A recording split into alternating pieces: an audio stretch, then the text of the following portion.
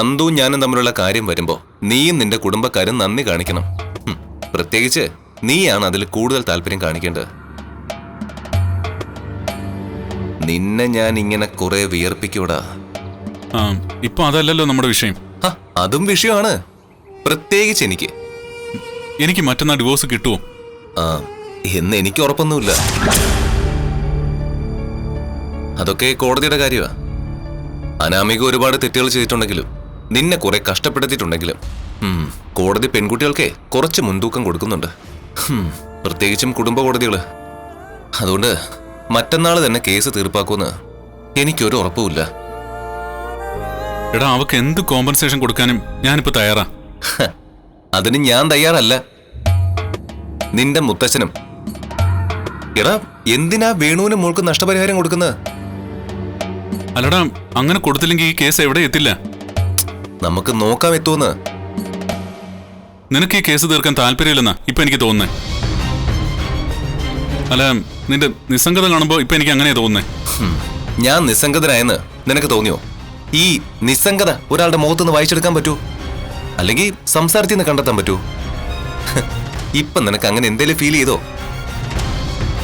നീ ധൈര്യമായിട്ട് പോയി കിടന്ന് ഉറങ്ങാൻ നോക്ക്. കോടതിയിൽ ചെയ്യേണ്ടതൊക്കെ ഞാൻ ചെയ്തോളാം. പക്ഷെ അതിനുശേഷം നീ ചെയ്യേണ്ട കാര്യങ്ങളെ കുറിച്ച് ഞാൻ പറഞ്ഞല്ലോ, അതെനിക്ക് കൃത്യമായിട്ട് ചെയ്തു തരണം. അല്ല, നന്ദുവിന്റെ കാര്യത്തിൽ നിന്റെ അമ്മയുടെ അഭിപ്രായം എന്താണെന്ന് അറിഞ്ഞില്ലല്ലോ. അതാണ് ഞാൻ പറഞ്ഞത്. എന്റെ അമ്മ എതിർത്ത ചിലപ്പോ എനിക്കൊരു രജിസ്റ്റർ മാരേജിനെ കുറിച്ച് ചിന്തിക്കേണ്ടി വരും. അങ്ങനെ വരുവാണെങ്കിൽ രണ്ട് സാക്ഷികളിൽ ഒരാൾ നീയായിരിക്കണം.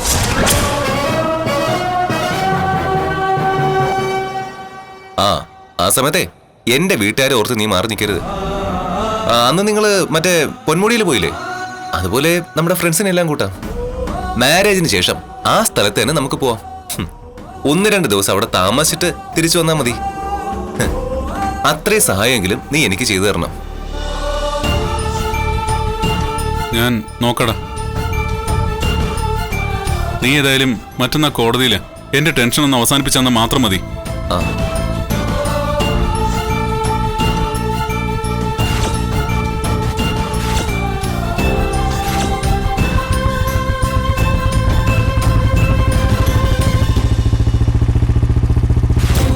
നിന്റെ ടെൻഷൻ കോടതിയല്ലടാ, അതിലുപരി നന്ദുവിനെ നഷ്ടപ്പെടുമോ എന്ന ഭയമാണ്. അവൻ ഇനിയും എന്നെ മനസ്സിലാക്കിയിട്ടില്ല. കഷ്ടം.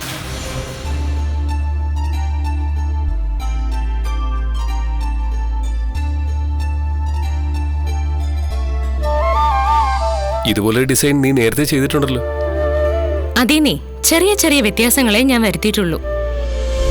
കാണാൻ സിമ്പിളാ, പക്ഷേ ഇപ്പോഴത്തെ കാലത്ത് സ്ത്രീകൾക്ക് പൊതുവെ ആഡംബരത്തോടല്ല ഇതുപോലുള്ള ചെറിയ ചെറിയ ഫാഷനോടാ താല്പര്യം കൂടുതൽ. ആ സൈക്കോളജിയെ അറിയാവുന്നതുകൊണ്ടാ ഞാൻ ഇങ്ങനൊരു ഡിസൈൻ രൂപപ്പെടുത്തി എടുത്തത്.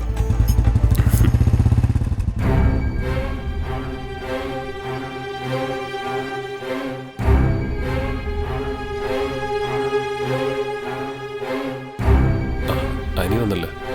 അനി, നീ വന്നേ. ഓണത്തിരക്കിനിടയിൽ നീ എവിടെ ഇങ്ങനെ പരക്കം പാഞ്ഞ് നടക്കുന്നത്? നിന്റെ ബ്രാഞ്ചിലൊക്കെ ഇത്തവണ റെക്കോർഡ് സെയിൽ നടക്കണം. അതുപോലൊരു പേര് നിന്റെ ഏട്ടത്തെ അമ്മ നമുക്ക് ഉണ്ടാക്കി തന്നിട്ടുണ്ട്. കോടതിയിൽ കേസ് നടക്കുക, ഡിവോഴ്സ് കേസ്. അതിന് റിസൾട്ട് ഉണ്ടാവാതെ എനിക്കൊരു സമാധാനം കിട്ടില്ല ഏട്ടാ. കേസൊക്കെ നോക്കുന്നത് നവീനല്ലേ, പിന്നെന്തിനാ പേടിക്കുന്നേ? അതുകൊണ്ടാണ് പേടിക്കേണ്ടത്. അതെന്താടാ അങ്ങനെ? ഇനിയിപ്പോ ഒന്നും മറച്ചു വെക്കുന്നില്ല. നന്ദുവിനോട് അവൻ ഇഷ്ടമാണെന്ന് ആദ്യം പറയുന്നത് എന്നോടാ. ആഹാ, അതുകൊള്ളല്ലോ. പക്ഷേ എനിക്ക് അവളോട് ഇഷ്ടമാണെന്ന് ആ സമയത്ത് അവൻ അറിഞ്ഞുകൂടായിരുന്നു.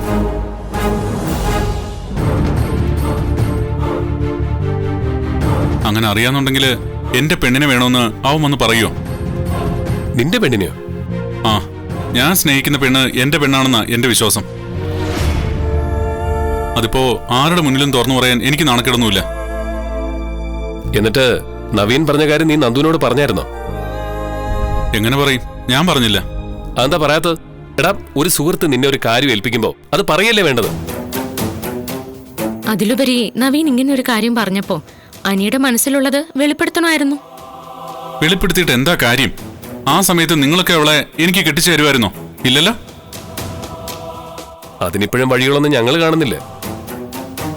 നവീൻ നന്ദുവിനെ വേണമെന്നും പറഞ്ഞ് ഇവളുടെ അച്ഛനെ അമ്മയെ സമീപിച്ചില്ലായിരുന്നെങ്കിൽ നമുക്ക് നോക്കായിരുന്നു. പക്ഷേ ഇപ്പോഴത്തെ സാഹചര്യത്തിൽ നവീനെ വേദനിപ്പിക്കാനും കഴിയുന്നില്ല. അപ്പോ ഞാൻ വേദനിച്ചോട്ടല്ലേ?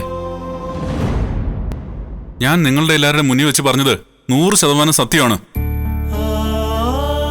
നന്ദു അല്ലാതെ മറ്റൊരു പെൺകുട്ടിയെ എന്റെ ഭാര്യയായിട്ട് സങ്കല്പിക്കാൻ പറ്റില്ല. പക്ഷെ അനി, നവീന്റെ ആലോചന ചെന്നതോടെ അച്ഛനും അമ്മയും സീരിയസാ. ആയിക്കോട്ടെ, ഇനിയിപ്പോ നവീൻ നന്ദുവിനെ കല്യാണം കഴിച്ചാലും എനിക്ക് മറ്റൊരു പെണ്ണിനെ വേണ്ടെന്നാ ഞാൻ പറഞ്ഞത്. അവിടെയാ കോടതിയിൽ എന്ത് നടക്കുമെന്ന് എനിക്കൊരു ആശങ്കയുള്ളത്. നവീനെ സംബന്ധിച്ചിടത്തോളം എന്റെ ഡിവോഴ്സ് ഇപ്പൊ നടത്താൻ അവന് താല്പര്യമൊന്നും കാണില്ല. ഇനി ഞാനും അനാമികയും വേർപിരിയാതിരുന്ന അതിന്റെ ഗുണം അവനാ. എന്റെ ഡിവോഴ്സ് നടക്കാതെ എനിക്ക് വേറൊരു കല്യാണം കഴിക്കാൻ പറ്റുമോ? എടാ, നവീൻ അങ്ങനെയൊക്കെ സ്വാർത്ഥത കാണിക്കൂ? ഇഷ്ടപ്പെട്ട പെൺകുട്ടിയെ നേടിയെടുക്കാൻ വേണ്ടിയിട്ടാ ഇവിടെ പലരും സ്വാർത്ഥത കാണിച്ചിട്ടുള്ളത്. അവനെന്ന് കോടതിയിൽ നമുക്ക് വേണ്ടിയിട്ട് സമാനതകളില്ലാത്ത പ്രകടന കാഴ്ചവെച്ചത്. എന്നാ അതേ അളവിലും തൂക്കത്തിലും ഇനി വരുന്ന കുടുംബ കോടതിയിൽ പ്രസന്റ് ആവുമെന്ന് എനിക്ക് സംശയമുണ്ട്. അവനുമായിട്ട് നേരിട്ട് സംസാരിച്ചപ്പോ അവനെന്നെ ചതിക്കില്ലെന്നൊക്കെയാ പറഞ്ഞത്. എങ്കിലും വക്കീലിന്റെ ബുദ്ധിയല്ലേ, അത് ഏത് രീതിയിലൊക്കെ പോകുന്നു ദൈവത്തിനെ അറിയൂ.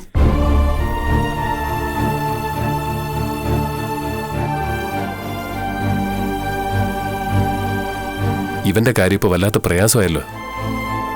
അനി പറഞ്ഞതുപോലെ കോടതിയിൽ നവീൻ ഉഴപ്പ് കാണിക്കോ? ഏയ്, അതിനുള്ള സാധ്യത കുറവാ. ആ, അതൊക്കെ അങ്ങ് വിട്ടേക്ക്. പക്ഷേ അതിന് ശേഷമുള്ള കാര്യമാണ് ഞാൻ ചോദിക്കുന്നത്. നവീൻ ഇവനോടും നമ്മുടെ കുടുംബത്തോടും ആത്മാർത്ഥത കാണിക്കുമ്പോൾ നവീനെ നമുക്ക് വിഷമിപ്പിക്കാൻ പറ്റുമോ? ഒരിക്കലും പറ്റില്ല. ഇവിടെ നന്ദുവിന്റെ നിലപാടെന്താ? എന്റെ വിശ്വാസം അനിയെ പോലെ തന്നെ അവൾക്ക് തിരിച്ചു അവനോട് ഇഷ്ടമുണ്ടെന്നാ. പിന്നെ ഇവരെല്ലാരും കൂടി പൊന്മുടി പോയതോ? നവീൻ നന്ദുവിനെ ആലോചിച്ചതിന്റെ പാർട്ടിയല്ലേ അവിടെ നടന്നത്? എനിക്കൊന്നും മനസ്സിലാവുന്നില്ല ആദർശേട്ടാ. ആ പാർട്ടിയിൽ പങ്കെടുത്തിട്ടാ അനി ഇപ്പോഴും ഇങ്ങനെ പറഞ്ഞുകൊണ്ട് നടക്കുന്നത്. അവൻ പറയുന്നത് ഒറ്റ കാര്യമുള്ളൂ, നന്ദുവിനെ കിട്ടിയില്ലെങ്കിൽ അവനൊരു വിവാഹം വേണ്ടെന്ന. നവീനും നന്ദുവും തമ്മിലുള്ള കല്യാണം കഴിഞ്ഞു പോയാലും അവനൊരു വിവാഹം വേണ്ടെന്ന് അവൻ പറഞ്ഞതിന്റെ അർത്ഥം. അതൊരു അപകടമാണ്.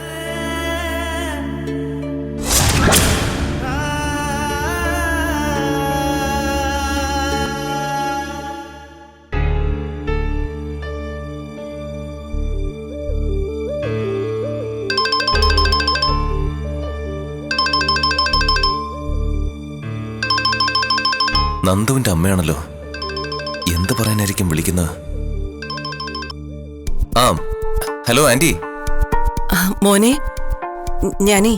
ഞാൻ എന്റെ ആകാംക്ഷ കൊണ്ട് വിളിക്കുകയാണേ. ആ, എന്താ ആന്റി?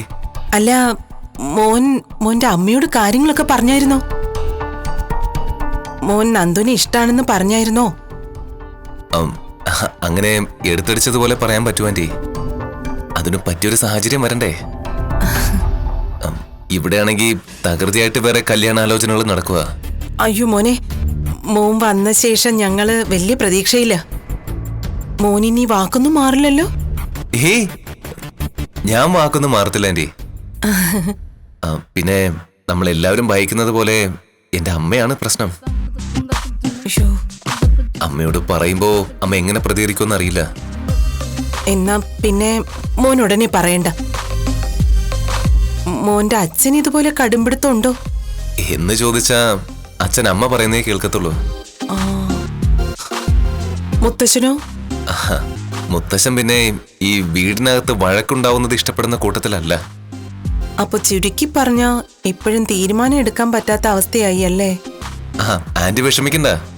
ആന്റി ആഗ്രഹിക്കുന്നത് പോലെ കാര്യങ്ങൾ നടക്കും. നന്ദുവിന്റെ ഭാവി സേഫ് ആയിരിക്കും.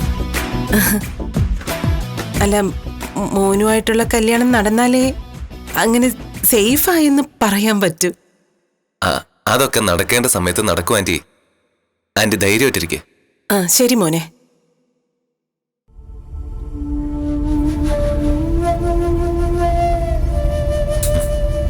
കാര്യങ്ങളെല്ലാം ഏതാണ്ട് കരയ്ക്കടുത്തപ്പോഴാ എന്റെ പ്രതീക്ഷകളെല്ലാം തെറ്റിപ്പോയത്.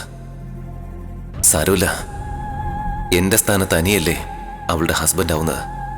അതുകൊണ്ട് അവളുടെ ഭാവി ഞാൻ പറഞ്ഞതുപോലെ സേഫാണ്.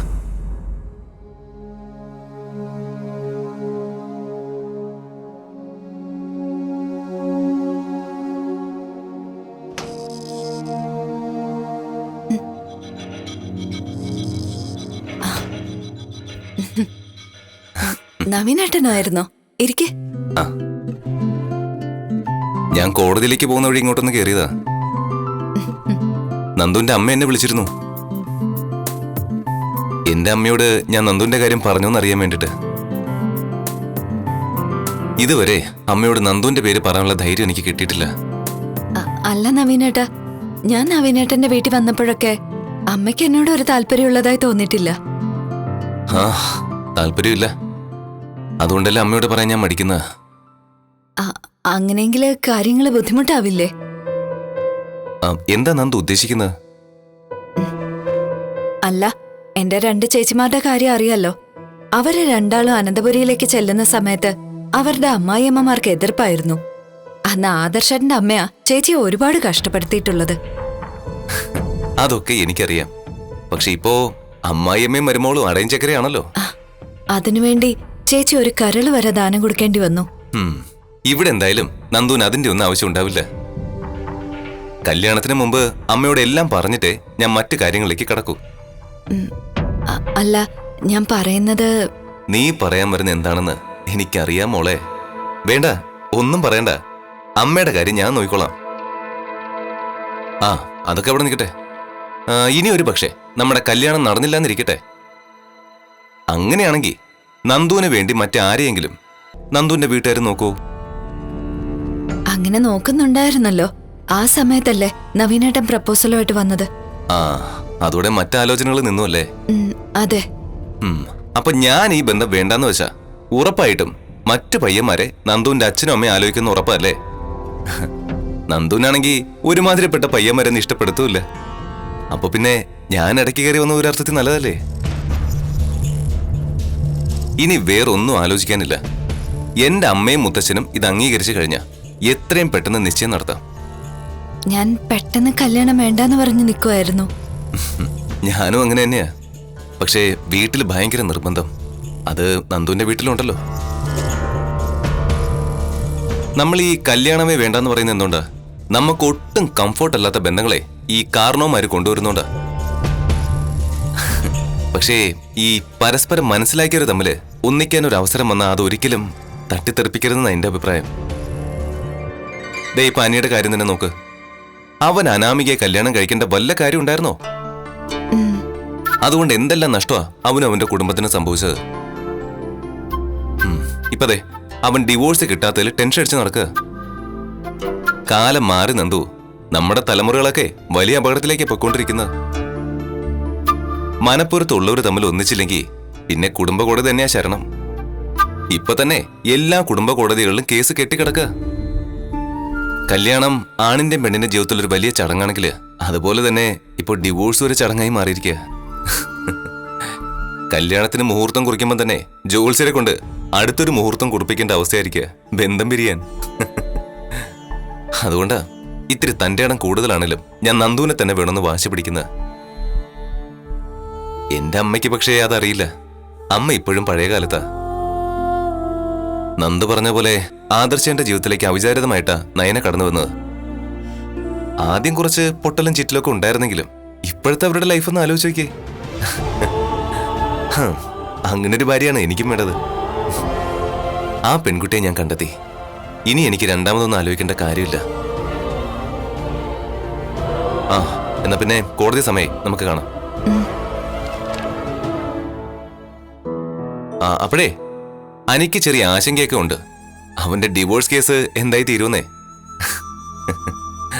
അവനോട് പറഞ്ഞേരെ, ഞാൻ കോടതിയിൽ അവന് വേണ്ടി ഉണ്ടെങ്കിൽ അവൻ ആഗ്രഹിക്കുന്ന പോലെ കാര്യങ്ങൾ നടക്കുന്നു. പിന്നെ പറയുമ്പോ ഒരു കാര്യം കൂടി പറയണം. അവന്റെ കാര്യം നടന്നു കഴിഞ്ഞാലേ നമ്മുടെ കല്യാണത്തിന് അവന്റെ സഹായം വേണമെന്ന്.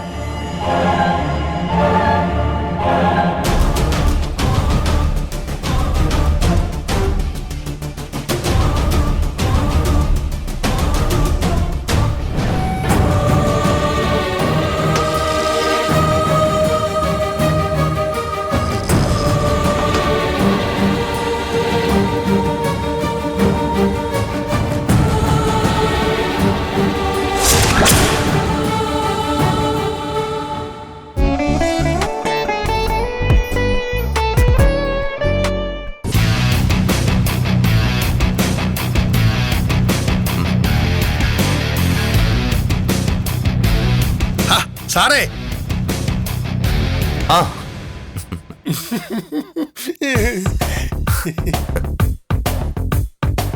ആ, എന്തൊക്കെയുണ്ട്? അല്ല മാഡത്തിനെ കാണാൻ വന്നതല്ലയോ? എന്റെ കൂടെ വേറെ ആരും ഇല്ലല്ലോ, അപ്പൊ പിന്നെ അതിന് തന്നെ ആയിരിക്കുമല്ലോ വന്നത്. അല്ല ഞാൻ സാറിനോട് ചില കാര്യങ്ങൾ പറഞ്ഞായിരുന്നു. അനന്തപുരിയിലെ പയ്യനും മാഡവും തമ്മിലുള്ള അടുപ്പത്തെ പറ്റി. അതെങ്ങാനും സാറ് മാഡത്തിനോട് പറഞ്ഞോ? ഹലോ, അങ്ങനെ പരദൂഷണം പറയുന്ന ഏർപ്പാടൊന്നും എനിക്കില്ല. സാറ് കരുതുന്ന പോലെ അവര് തമ്മിൽ വലിയ അടുപ്പമൊന്നുമില്ല. അത് വെറും സൗഹൃദം മാത്രമാ. അനി എന്റെ സുഹൃത്താ, അതുപോലെ തന്നെ നന്ദുവിന്റെയും. ഞാനാണ് നന്ദുവിനെ കല്യാണം കഴിക്കാൻ പോകുന്നത്. അല്ല മാഡം സമ്മതിച്ചാ? ആ, അതിന് മാഡവും സമ്മതിച്ചു, മാഡത്തിന്റെ വീട്ടുകാരും സമ്മതിച്ചു. ഇത്ര പെട്ടെന്നോ? ആ, അതിൽ സംശയം ഉണ്ടെങ്കിലേ സാറ് തന്നെ മാഡത്തോട് പോയി ചോദിക്കും. ഞങ്ങൾ തമ്മിലുള്ള കല്യാണം ഉടനെ നടക്കും. അന്ന് ഞാൻ സാറിനെ വിളിക്കും. കല്യാണമൊക്കെ കൂടിയിട്ട് നല്ലൊരു സദ്യ കഴിച്ചിട്ട് പോയാൽ മതി. ശരിയെന്നാ?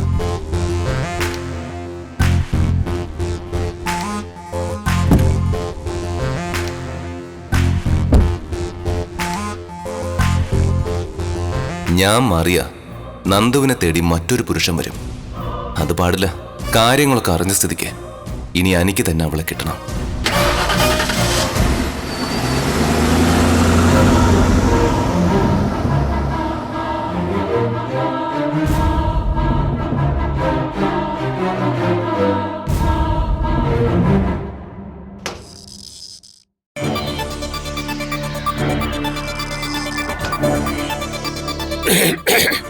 മാഡം എന്താ കാര്യം? അല്ല ഉടനെ കാണും അല്ലേ? എന്ത്? അങ്ങനെ വക്കീൽ സാറ് പറഞ്ഞേ. എന്താ സാറേ? അല്ല കല്യാണമേ. ആരുടെ കല്യാണം? ആ, മാഡവും വക്കീൽ സാറും തമ്മിലുള്ള കല്യാണം. അത് ഉടനെ കാണുമെന്നൊക്കെ ആ വക്കീൽ സാറ് പറഞ്ഞേ. നിങ്ങൾക്കൊന്നും വേറെ പണിയില്ലേ? നിങ്ങൾ എന്തിനാ ഇതൊക്കെ തിരക്കാൻ പോകുന്നേ? അയ്യോ, ഞാൻ തിരക്കി പോയതല്ല മാഡം. ഞാൻ അവിടെ വെറുതെ നിന്നപ്പോ വക്കീൽ സാറാണ് എന്റെ അടുത്ത് വന്ന് പറഞ്ഞത്. അല്ല വക്കീല് മിടുക്കനല്ലയോ മാഡം? എന്നാ പിന്നെ ആ ഒരു ബന്ധം നല്ലതല്ലേ? അതിന് ചൂടാവുന്നെന്തിനാ? ദേ, മേലിൽ ഇത്തരം കാര്യങ്ങൾ സംസാരിച്ചുകൊണ്ട് എന്റെ അടുത്തോട്ട് വരരുത്. അപ്പോ വക്കീൽ സാറൊക്കെ പറഞ്ഞത് കള്ളമാണോ മാഡം? അല്ല, അനന്തപുരിയിലെ പയ്യനെ മാഡത്തിന് ഇഷ്ടമാണെന്ന് അറിയാം. നിർത്ത്. ഇത്തരം സംസാരങ്ങൾ വേണ്ടെന്ന് പറഞ്ഞല്ലോ. പിന്നെ എന്തിനാ വീണ്ടും വീണ്ടും അത് തന്നെ പറഞ്ഞുകൊണ്ടിരിക്കുന്നേ? തനിക്കൊന്നും വേറെ പണിയില്ലെങ്കിലേ ഇഷ്ടം പോലെ ജോലി ബാക്കിയുണ്ട്. അതൊക്കെ ചെയ്യാൻ തുടങ്ങി കഴിഞ്ഞാലേ ഇത്തരം ചോദ്യങ്ങളുമായിട്ട് വരാനുള്ള സമയം കിട്ടത്തില്ല. പൊയ്ക്കോ.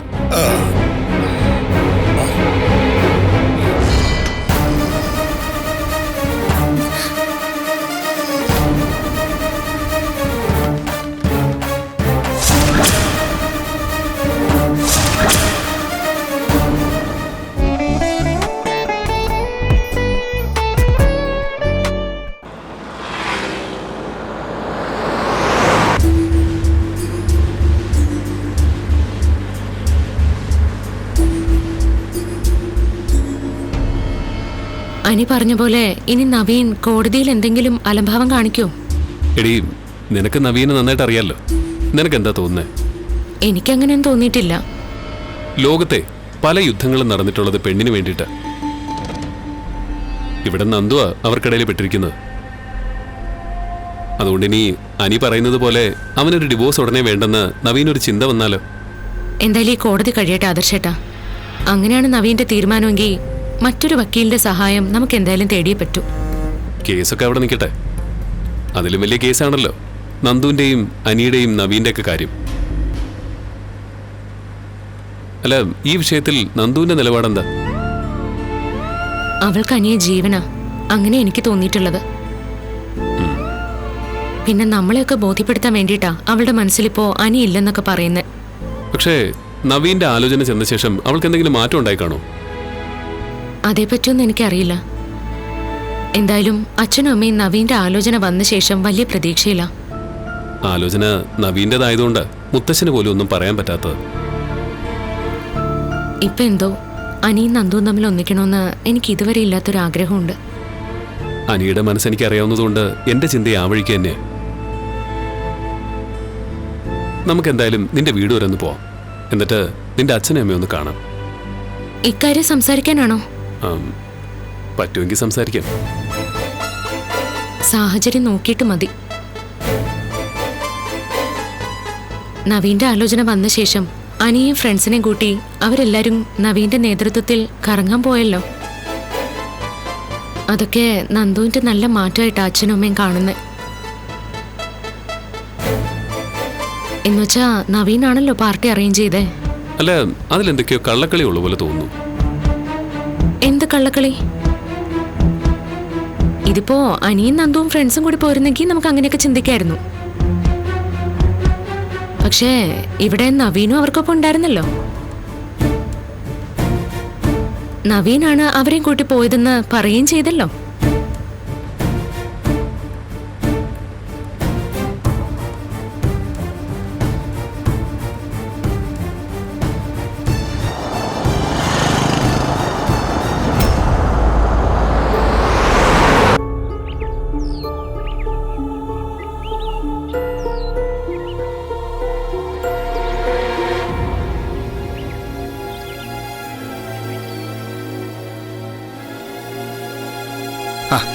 പോയിട്ട് ജ്യോത്സ്യനെ കണ്ടോ? ആ, കണ്ടു. എന്നിട്ട് അയാൾ എന്താ പറഞ്ഞത്?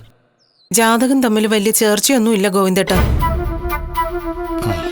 പിന്നെ വേണമെങ്കിൽ ചേർക്കാന്നേ പറഞ്ഞോളൂ. അങ്ങനെയാണോ? എന്നാലും വിവാഹം നടത്തുന്നതിൽ കുഴപ്പമൊന്നുമില്ലാന്ന് പറഞ്ഞു. ചില പൂജകളൊക്കെ ചെയ്താ ജാതകദോഷം മാറുമെന്നാ പറഞ്ഞത്. എന്നിട്ട് നിന്റെ മുഖത്ത് ഒരു സന്തോഷമില്ലല്ലോ. എങ്ങനെ സന്തോഷിക്കാനാ ഗോവിന്ദേട്ട?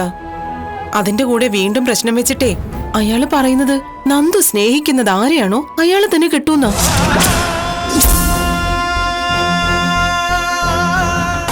നാളെ അനിയുടെ കേസ് കോടതിയിൽ വിളിച്ചിട്ടുണ്ടല്ലോ. അതിന്റെ ഒരു ടെൻഷനുണ്ട്. അതിനെന്തിനാ നന്ദു ടെൻഷൻ ആവുന്ന? നവീനേട്ടന് കാര്യങ്ങൾ അറിയാലോ. ആ അനാമിക അവനായിട്ട് വട്ടം ചുറ്റിക്കുക. നാളെയോടെ എല്ലാത്തിനും ഒരു അവസാനം ഉണ്ടാവുന്ന എന്റെ പ്രതീക്ഷ. ആ ഹോസ്പിറ്റലിൽ കിടക്കുന്ന പേഷ്യന്റിനെ കുറിച്ച് നവ്യ സംസാരിച്ചെങ്കിൽ അത് അനഘയെ കുറിച്ച് തന്നെയായിരിക്കും. അനഘ എപ്പോൾ ഡിസ്ചാർജ് ആവുമെന്ന് അറിയാൻ വേണ്ടിയായിരിക്കും അവൾ അന്വേഷണം നടത്തിയത്. ഒരിക്കലും എന്നെ വിശ്വസിച്ചൊരു ഫ്രണ്ടിനെ ഞാൻ ചതിക്കില്ല. തിരിച്ചും അങ്ങനെ തന്നെ വേണമെന്ന് എനിക്ക് ആഗ്രഹമുണ്ട്.